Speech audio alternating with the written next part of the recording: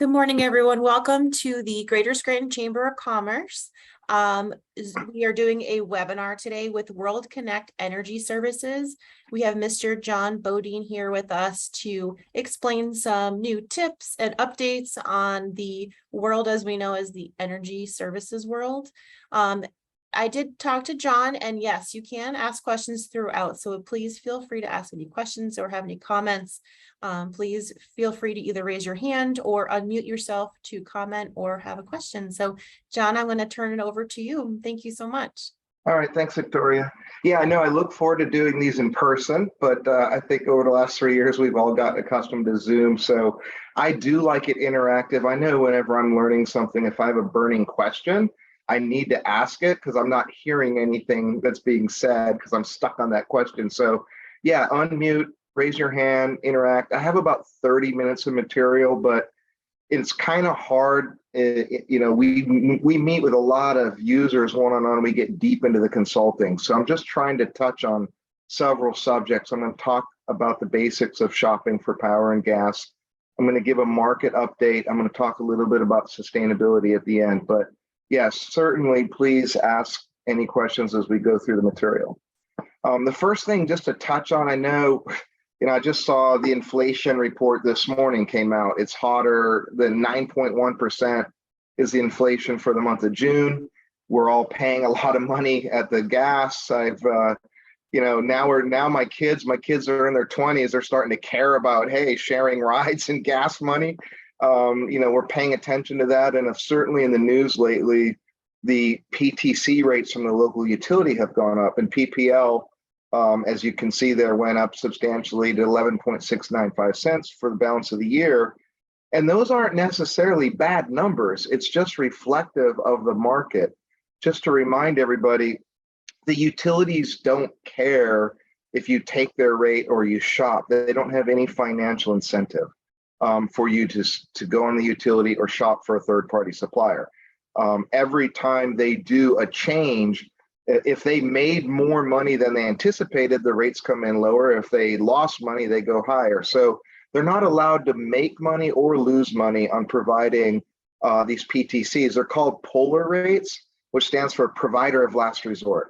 So we certainly are working with people to shop with a third-party supplier to do better than the utility, but the utility rates they're not meant for the utilities to make money off these rates. So these numbers have gotten ugly, and we've been used to it since deregulation came to PPL in 2010. We were in a very long period of low prices. I mean, it's just shocking to me, and I've gone through a lot since deregulation happened, 2008. Katrina and Rita, those hurricanes, brought a lot of volatility and high prices. The cold winter, if we remember from 2014, we all learned polar vortex. Never heard of the word polar vortex before 2014. Now we all know what the polar vortex is when the Canadian winds dip down. But the market today is the highest it's been, not related to a weather-driven event. It's very high and extremely volatile. We're seeing prompt month gas and power prices swinging 5, 10, 15% in a day over the last several months. So it's been extremely volatile. And I know deregulation's been around now for 12 years. That's still pretty new for an industry. So this is a basic slide just to go over a concept. I would assume that everyone now knows that the local utility, in this case PPL, no longer owns any power generation. But I don't want to make that assumption. If you're just learning this, don't feel bad. It's still new. But if you look at from a power generator and they're delivering power over the transmission lines, the long lines, and then down to a step down transformer to make the voltage safely to deliver to our business and homes, there's a couple of points here. So on the right, on these distribution, which is PPL, the local utilities' only role is to make sure power is being safely delivered. There's no brownouts, backoffs, make sure the trees aren't on the wires and the poles and that the squirrels aren't doing any damage, and that power is delivered. The transmission system, that's regulated by the FERC, Federal Energy Regulatory Commission, and our transmission grid operator is PJM. So if you're talking to a consultant and you're looking at what's PJM charges, which stands for Pennsylvania, Jersey, Maryland, that's the regulatory body in charge of the transmission lines. And then deregulation exists primarily to give people a choice on buying the generation. That's still the most expensive part of our bill. And I'm going to go through some of those choices that you have today. Very simple slide here. I'm talking about some of these costs that are related to that picture that go into the total contracted price that you have for power. I personally think those regulatory charges around the transmission capacity, transmission, those things, they should have been on the distribution side of the bill so that it's easier for consumers to focus on the blue stuff energy. But they do go along when you switch off the utility. Those other charges go along with the energy. It makes it a little bit more complicated. There's a lot of contract language that you have to pay attention to. You have to decide on capacity and transmission. Do you want to float it or do you want to fix it? So to me, it kind of takes away some of the focus that it should be on energy. How do we want to buy it? And there's only two ways to buy energy. You can buy a forward fixed price, or you can float in the hourly spot market. I use a lot of financial advisory terms that makes it simple for me to understand. It's like stocks and bonds. And, depending what your risk appetite is, or, Victoria and I were talking, I'm getting older. I've been doing this for 12 years. As I'm getting older, you're supposed to put more in bonds, less in stocks. So there's no right or wrong answer to the mix, but it's important to understand those are your two choices. I can fix some power, or I can float it, or I can combine the two. And then there's some decisions around capacity. And join the meeting. Oops, sorry. I thought there was a question there. Someone joined. I just threw out some questions. I made this slide up this morning that as you're shopping for a solution, there's decisions that you need to make. I don't know if this is an exhaustive list that I came up with 5, but it's a good start. So when you're shopping, and we think that most people are paying attention to their business, shopping for energy isn't something you're doing every day. It might be something you focus on every couple of years. And it's hard to be an expert at something that you're doing every few years. So, most people are using a consultant to help them. And these are some of the decisions that have to be made. Are we going to fix the energy, or are we going to go to a variable solution? If we want to fix it, are we going to fix it all in one day, or do we want to fix it in layers over time? How much term do we want to buy? What makes sense? 1, 2, 3, 4, 5 years. If you're a bigger, a manufacturer, a bigger client, we'll get into questions around, can you change your operations? If you can, it's possible to lower some of the prices around capacity and transmission. Even though they're regulated, we all pay a different rate for capacity and transmission depending on what our load profile is. It's like yesterday, someone used the example, it's completely different if you're a hospital using power 24/7 or a mini putt-putt that's closed down in the winter and you only open the summer. So how you operate will influence and affect the prices that you pay for capacity and transmission. And then further, should you fix the capacity and transmission, or should you pass it through? And I just want to point out, there's no right or wrong answer, but in general, the more things that you fix within the contract, the more premium the supplier is charging. And we've had 10 years of really low prices, and these questions weren't that important 2 years ago or 3 years ago. And it didn't really matter. You could have signed 1, 2, 3 years contract. You could have floated the capacity, fixed it. It didn't really make a difference because we were enjoying such low prices. The choices were either going to be good or great. But now that prices are up 200% and 300% from 18 months ago, and they're very volatile, some of these questions that we've always had to answer are now pertinent and important. So some of the premiums that people might be paying to a supplier to enjoy a fixed budget and a fixed price for a term, we need to start looking at what is the cost of those premiums, because when things are expensive, Like I was telling Victoria, my kids are paying attention to how do we save money on gas now. They didn't think about it when gas was $2, $5.50. Now they've got to think about it. So it's getting a little bit more complicated today. Not a little bit more, a lot more complicated today than a year ago. And what was easy in the past is no longer easy in making some of these decisions around these questions. I'm going to give one example. If I go back to that first slide, the generators priced to the third-party suppliers only in block prices. And so the supplier is giving our clients prices that are based on their unique load profile, but from the generator, they only give prices in blocks, on peak, off peak, around the clock blocks. And there's a traditional product that's been out there for a long time called block and index. When we launched the chamber program in 2010, we had a pool program for small meters based on a block and index product. It probably didn't matter if you did block and index 10 years ago or fixed price, because again, the energy market was so low. But the block and index products are the product du jour today. 50% of all the contracts that we helped people place in June were block and index contracts. And we probably went a couple of years where 5% of the contracts we did were block and index. Now it's half the contracts we're doing are block and index. So one of the things here I put is that this black shape might be your usage over time, a day, a month, a year. And the blocks is showing a block purchase where we fixed it. And this remaining black stuff will clear in the hourly spot market.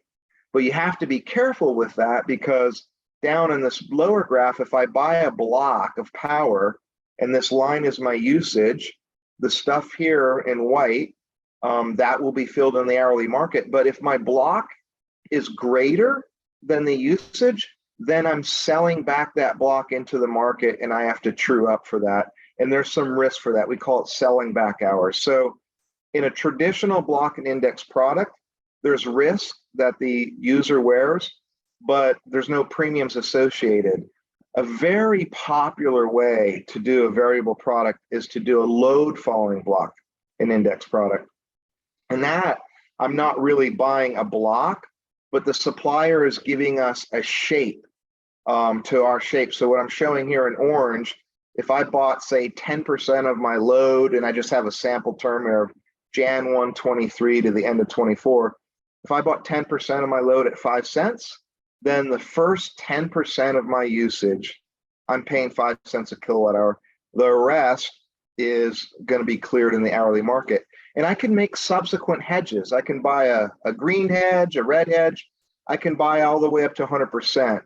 This way of buying power is dollar cost averaging.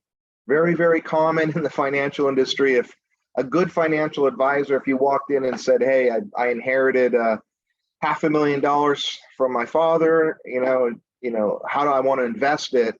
A financial advisor isn't going to tell you to buy all of your stock in one day. They would say dollar cost average over time. It just takes risk out.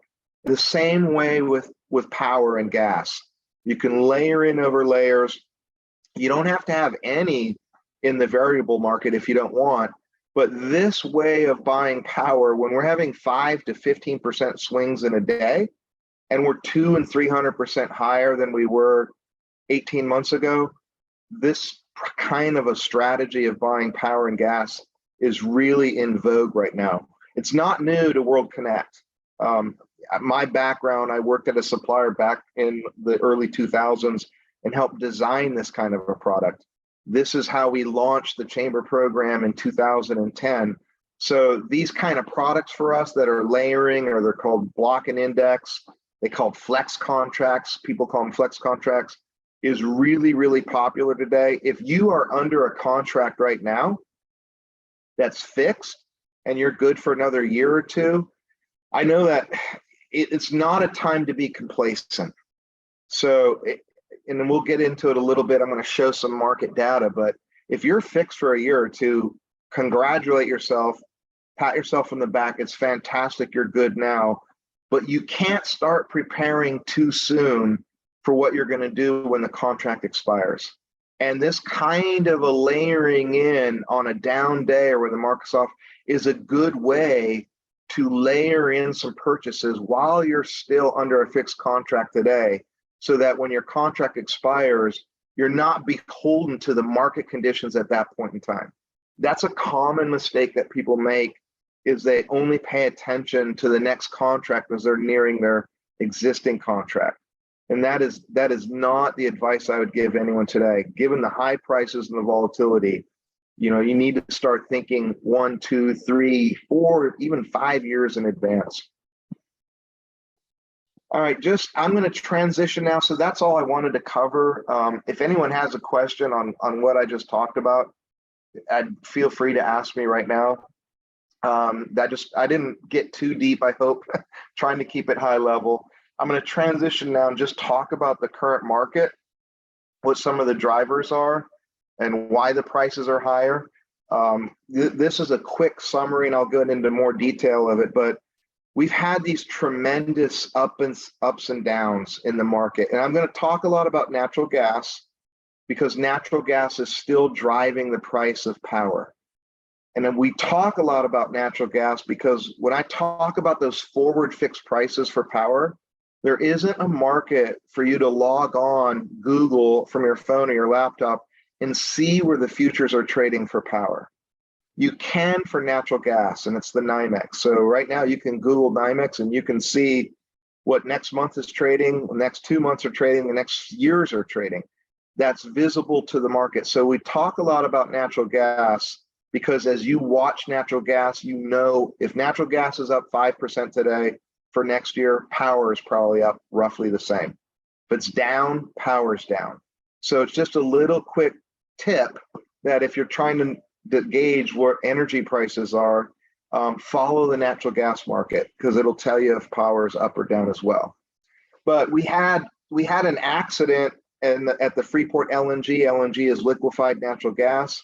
Really interesting to me that when we first built our terminals in North America for liquefied natural gas, they were built to bring gas from other markets to the United States.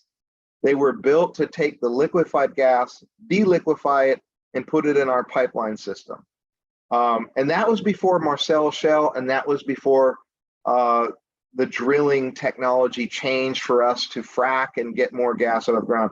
Now we've had to change those facilities to liquefy and send it to the rest of the world. This is going to be, I'm going to go into a little bit more detail of it, but the whole concept that the world is now a global market for gas has dramatically changed things in North America. And so the Freeport LNG facility is taking gas, liquefying it, and sending it to Asia and Europe. We had an accident there, I think about a month ago now, and it was taking 2 BCF a day of gas that would normally go out to the rest of the world, is, to use the term, trapped here in the United States. I believe that day the gas market dropped 15%.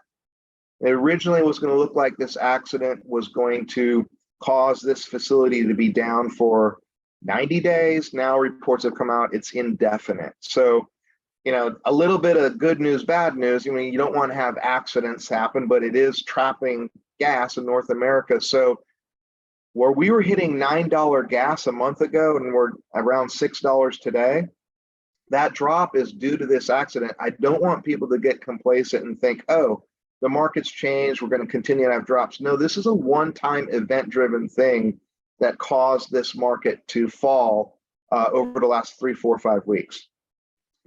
I'll get into the weather in a little bit here, but we're not expecting a cool summer.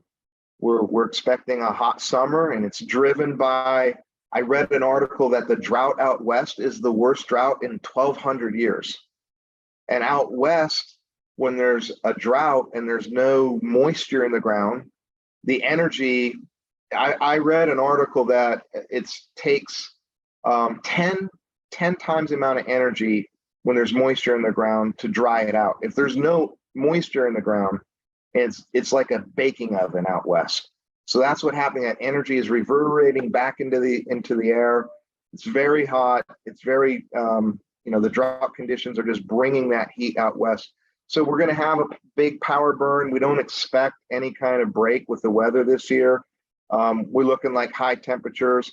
We're behind on our putting our gas into the ground. These are the months, I mean, where we're injecting gas into the system and then we pull it out in the winter, right? Burn to stay warm. We're behind on that. We're hoping to catch up. But all in all, I'll just summarize this. We have a temporary situation with the accident in Freeport that has depressed gas prices and hence power prices. They're still very high though. But there's many factors in play that we're not going to expect much relief in prices here in the short term. Again, on weather, I won't get too much into this. We're kind of experiencing it right now, but both the near-term outlook for the balance of this month is still 8.6% higher than last year and 3.4% higher than the 10-year average. So, we're expecting a hot July. If we look out over the 3 months, we're expecting 2% higher prices than the 10-year average and 2% higher than 2021. So, this is one of the drivers for gas and one of the drivers for power. People that are on flexible contracts that we have them on, we speak to them at a minimum every spring and every fall, because the dangerous part of the year is always the heating and the cooling seasons, the summers and the winters. And unfortunately, we are expecting a warm summer. I don't think we're going to get much relief in the way of prices for power and gas due to weather. Another driver as we go into the winter situation is, what's our natural gas storage look like?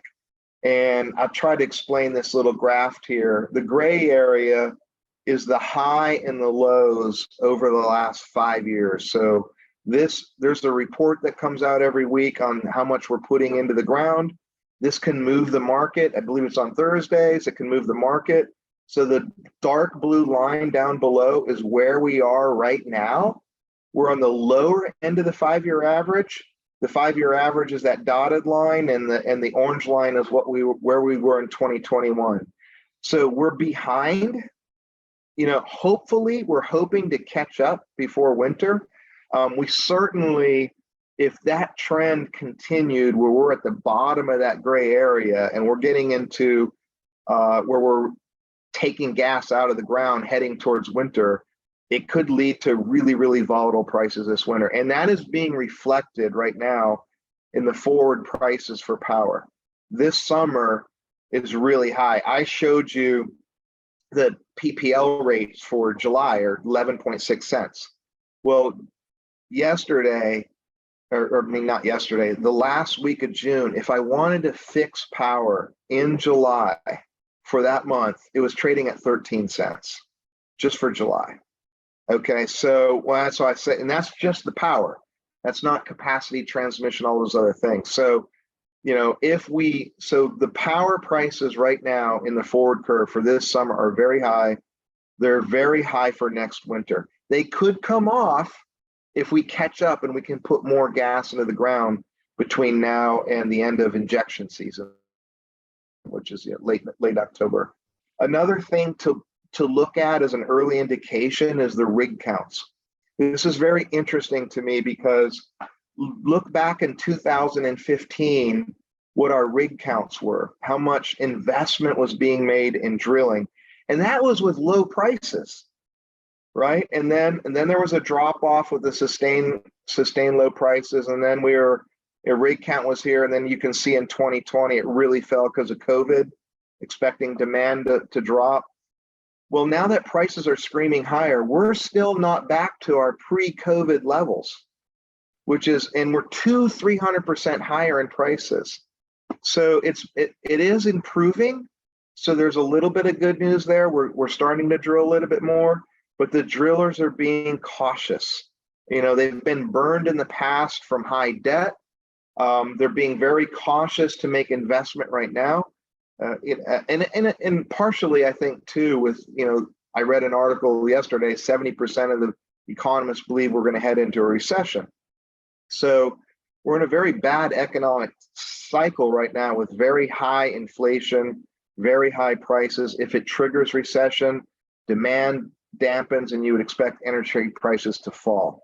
So I think partially there's a little hesitation on the drilling industry to invest when we're staring at a pretty high likelihood of a recession.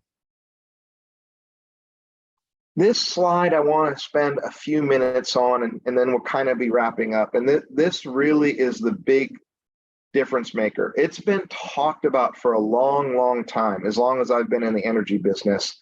But if you look back, this gray is showing on a daily basis what our capacity is to export our natural gas to other places in the world. So you look back way back in Jan 16, we weren't even at 1 BCF a day. And now we're around 12 BCF a day. That's what our capacity is. The LNG Fremont facility that went down was 2 BCF a day. So 2 out of 12, 1/6, 15% of our gas is trapped here, at least temporarily. But these other projects that are already scheduled and ground is being broken is showing additional capacity going out. And I don't have on here also the gas we're sending to Mexico via pipeline. Right now, about 18% of our gas in North America is being sent overseas, either through LNG or through pipeline to Mexico. But just the expectation of more and more of our gas going to Europe and Asia is very bullish for natural gas prices and power prices. We've talked about this for a long, long time. We're now living in the reality of that. We are now living in the reality that our gas is being used. It's become a global market. So even though you may only have power facilities in the Scranton area and PPL, the fact is that the global market for natural gas is probably the #1 driver right now for what you're going to pay for power prices here in Northeast PA.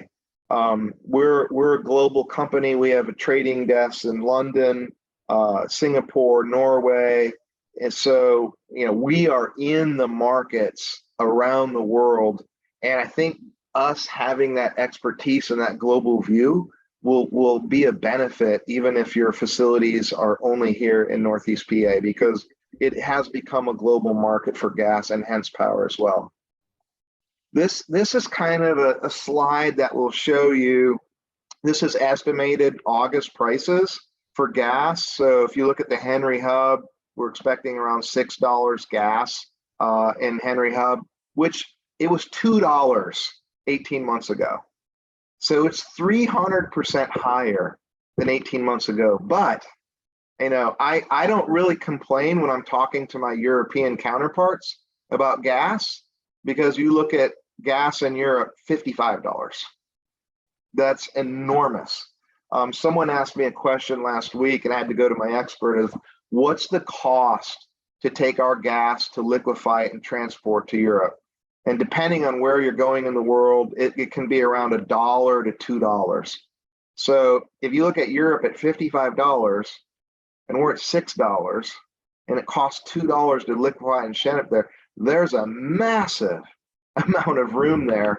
Basic capitalism and economics are going to tell you this trend towards building more facilities to liquefy our gas and send it around the world is not going to slow down. And this is what we need to pay attention to when we're making decisions on our budgets out into the future. This is really, really an important concept that, 10 years ago, we talked about someday we'd be liquefying gas when we were first launching this chamber program.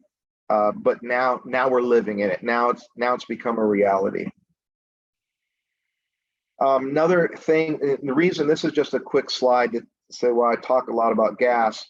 One, like I said, it gives you visibility into the forward curves, but two, it's still driving the price of power. As you can see here, I have nuclear, hydro, renewable coal, and the gray stuff is the gas. The gas has become the predominant burn for making electricity. So it's become really, really, really important for us to follow gas, to pay attention to gas, because it is completely driving what we're going to pay for the price of power. All right, this slide, it's kind of painful, but this is showing you going back to 2019 in this different strips. So black is 2022. So back in 2019, the beginning of 19, going into 20, where we were in the COVID, all of these years traded pretty tight and very low. And then you can see starting last summer and then through last summer, and then as we entered into this year, we've had an explosion in pricing. A lot of the reasons that I've just said. And obviously look at here, this huge drop was the Fremont LNG facility going down in Texas. So again, now I think we all in the energy business think that prices were way too low back here, but they're probably way too high here. I was not recommending, and I'm still not recommending anyone, if you're on a flex contract, really to take hedges for this summer and cautious for next winter. But as you look at this curve, if you look at 2022 in the black, and then you look down below 2023 trading at $5, 24 trading at $4.50, we're starting to come to the conclusion that may end up being decent value. I mean, I actually had a conversation with someone when gas was at $9.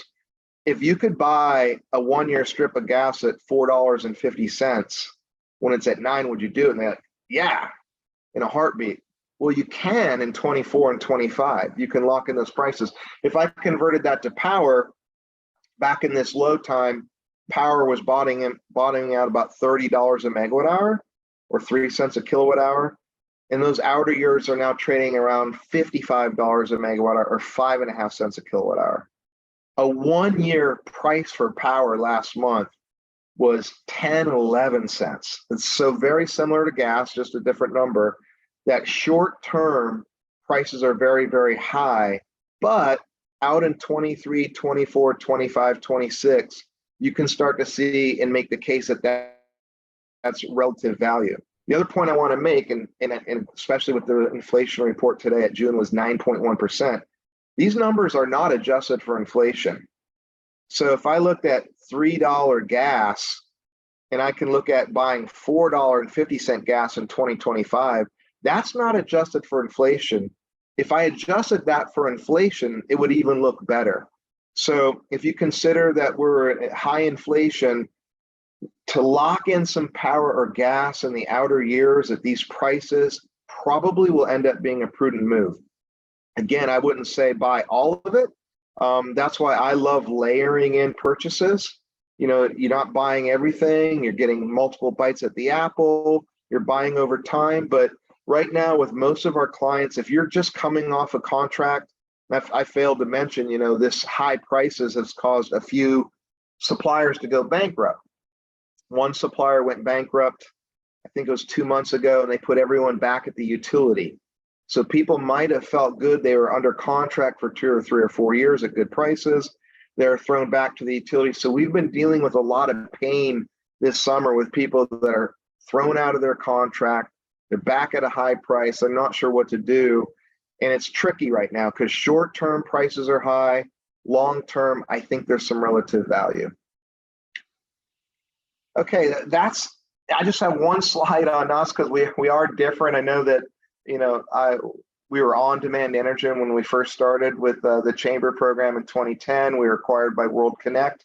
But I think us being part of a global company now is going to benefit local businesses in Pennsylvania. We are operating in 200 countries. We are a Fortune 150 company. We've got 4,500 energy professionals around the world. And we're not just global in nature. Literally weekly, I'm talking, my boss lives in London. Our head of sustainability, who I work with, she lives in Norway. We are on the calls weekly with Europe and Asia. So we are in the global market. We are forming our opinions based on a global view and understanding that the market for gas has become global, and therefore the market for power has become global. Last slide I want to talk about, and again, this is I talked about green energy going to a carbon neutral future way back in 2010. I'd give a seminar and someone would say, okay, to be green, does it add cost? And the answer was yes, and then there was no interest. But this also has really changed in the last 12 years. There's a number of drivers. We've helped a lot of companies in North America with a sustainability plan. A lot of the folks that are doing it are school districts, universities, food processing, that kind, or anyone that has facilities in North America that's tied to an Asian or European country where their governments are mandating a carbon neutral future. Predominantly in the United States, we're still a voluntary program, but the basics and what's kind of the common thread is folks will develop a carbon neutral plan. How much do you want to be carbon free and by what date? And the first thing to do is to reduce your energy usage to energy efficiency. That's the first step people take. The second step people take is to source from a renewable source. And then finally, what you can't reduce and what you can't source renewably, people are offsetting that with carbon emissions. And I just point this out because it has been our fastest growing area of consulting. Not to say it's the largest, still by far and away, we're helping people on a daily basis with power and gas, but it's growing the fastest. And part of it's the Securities and Exchange Commission mandated that any publicly traded company now in North America needs to report on their carbon neutral status.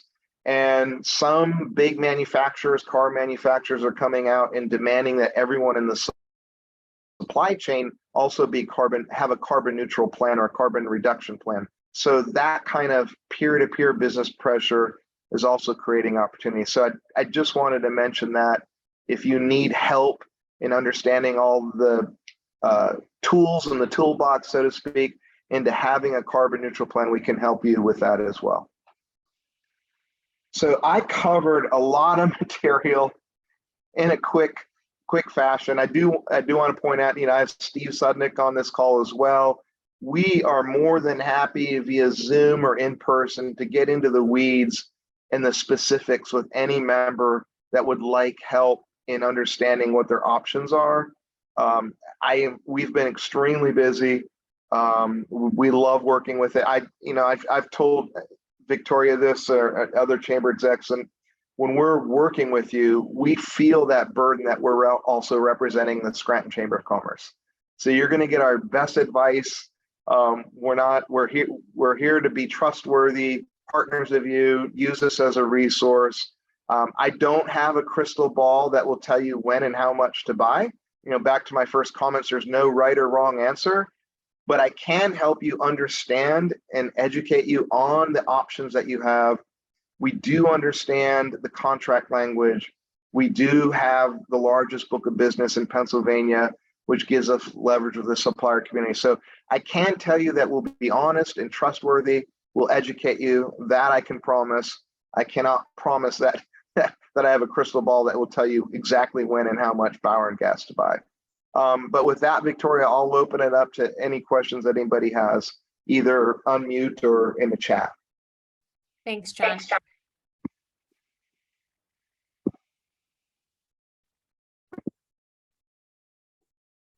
Any questions out there?